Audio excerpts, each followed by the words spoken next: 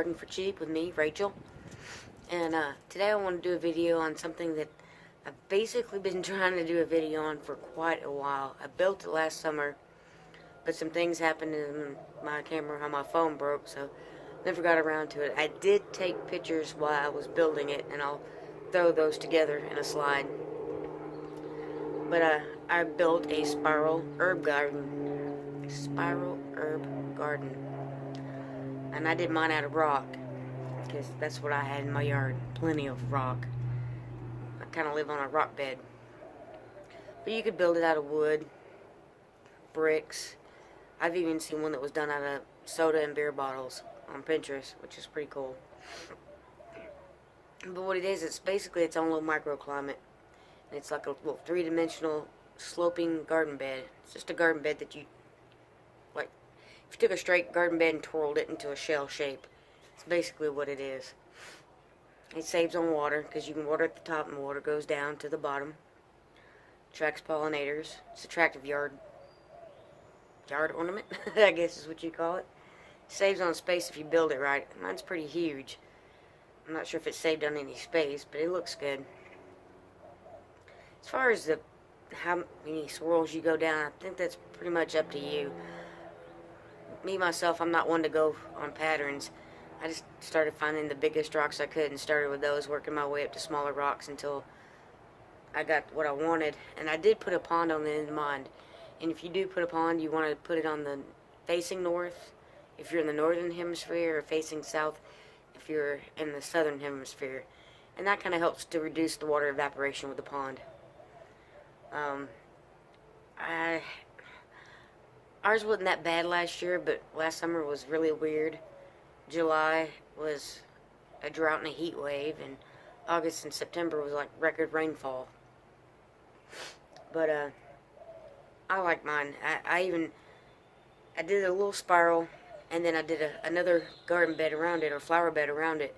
And last year I put flowers in the bottom, and at the top I have my rosemary and then lavender. And last year I just threw in some potato slip plant, viney plant, and a purple sweet potato plant, which really never produced sweet potatoes, but they vined like crazy and covered almost the whole thing. I would have got film of that, but like I said, my camera on my phone broke. I don't know if I told you that or not, but the phone I had last year, the camera went goofy and I couldn't record anything there for a while. But this year I'm going to try to do more herbs in the spiral itself, and then maybe do flowers around it. I'm not sure what flowers yet. Worst case scenario, marigolds. I got plenty of seeds for those. But I'm going to try to keep those in my garden, since now I got 2 beds and working on 2 more. But at the top, you want to do sun-loving plants that and that don't really require a whole lot of water, and then you just work your way down to plants that love shade. And I think at the top I have rosemary and lavender. And then I'm going to do oregano, purple basil, sweet basil, and sage. And you can even throw things in like salad greens and edible flowers. You know, it doesn't just have to be herbs. It's kind of a permaculture thing. It is a permaculture thing. That's one of the things I thought was pretty cool about it. So I got a list of some of the stuff. Like at the top, you can do lavender, sage, rosemary, thyme, oregano, a few others. The middle, as you start working down, you can do cilantro, dill, tarragon, chives. You can do lemon balm, but certain plants, I think lemon balm and lemongrass, I think lemon balm is more aggressive and it kind of just takes over, and you have to be careful planting it. The bottom of it, do mint and basil, but like I said, mint, it's aggressive. It'll take over, so be careful how you plant it. But basil, parsley, you can do chives and stuff at the bottom too. But you don't want your parsley near your chives. I can't remember why, I just know you don't. And in the pond you can do, was it meadowsweet and watercress plants. I have 2 lucky bamboo plants. It's in a strawberry planter with rocks. And right now it's in my 55-gallon fish aquarium in my room, but come summer I'm going to put it back out in the pond, because I knew winter the lucky bamboo wouldn't survive. But anyhow, I got the pictures of how I built it, and I'll make a slideshow there. And then after that, we'll go take a walk and look around it. I don't have anything planted in it as of yet, except for my rosemary and lavender. But you still get an idea of it close up, or get to see it close up. I think I still have a few weeds I have to get out of there, but let's go check it out.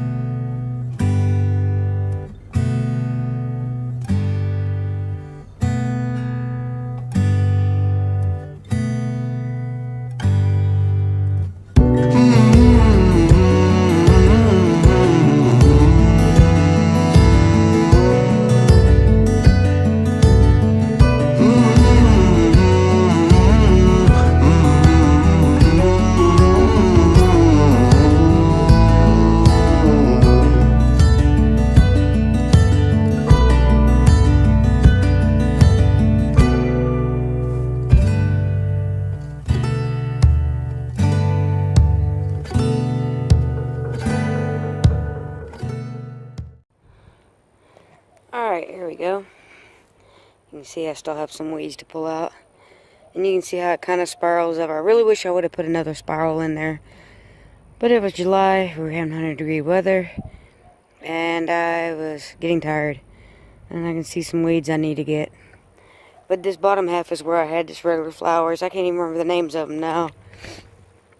But they were pretty. But you could put herbs there too. It doesn't have to be flowers, and it doesn't have to be herbs. Just whatever you want to put in there. And this thing has survived through 2 months of almost straight rain, winds, and I didn't use mortar. It's just dirt and rocks, soil and rocks. Okay, I think the bottom half is dirt, but then I used garden soil for the top for the plants. But for the very top, I added a little bit more sand into it to make it drain better, to make it help it drain downward, just because of the rosemary.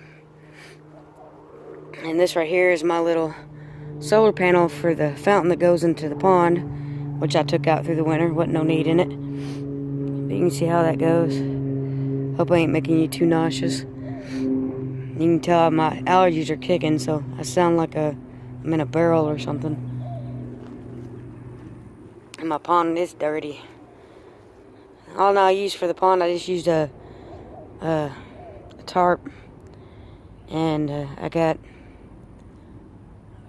rocks and a little bit of rock on bottom, but it's also got aquarium rocks that I wasn't using out of my aquarium anymore. I wanted to drain it and make it bigger, but I don't think I'm going to go through all that trouble this year. But you can see my rosemary and my lavender. My lavender almost completely died. But you can see that I got new growth. I'm so glad I didn't pull it out.